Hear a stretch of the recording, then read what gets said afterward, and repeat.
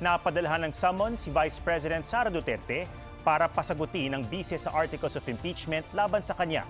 Ayon kay Escudero, pwede lang itong gawin kapag nakasesyon ng Senado na sa Hunyo pa mangyayari.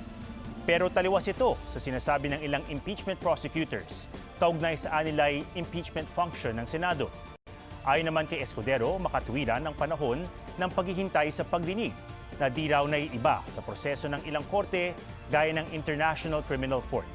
Sinusubukan pa namin kunan ng reaksyon kaugnay rito ang bise. Inilabas ng social weather stations ang resulta ng kanilang pinakahuling voter preference survey para sa senador. May report si Emil Sumangil. Sa social weather station survey na kinomisyon, 13 pangalan ang nasa listahan ng mga posibleng manalong senador sa eleksyon 2025.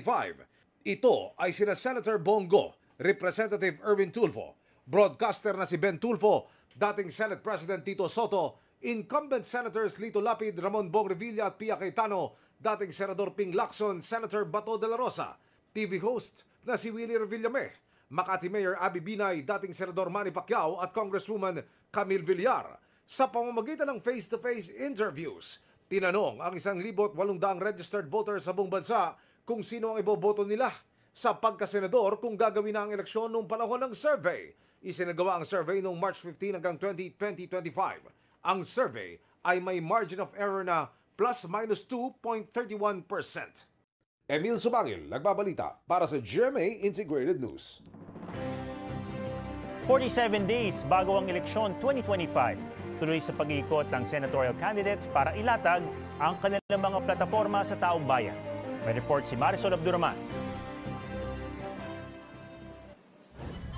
Nangako magiging boses ng mga LGU sakaling mahalal si Abby Binay. Pagpapalawin ng termino ng barangay leaders ang isinusulong ni Senador Bong Revilla. Proteksyon sa maliliit na mangingisda ang pangako ni Bonifacio Busita. Problema ng mga magsasaka ang inalam at naisutukan ni Alan Capuyan.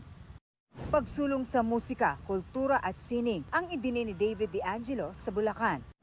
Si Angelo De Alban bumisita sa mga palengke sa Iligan City.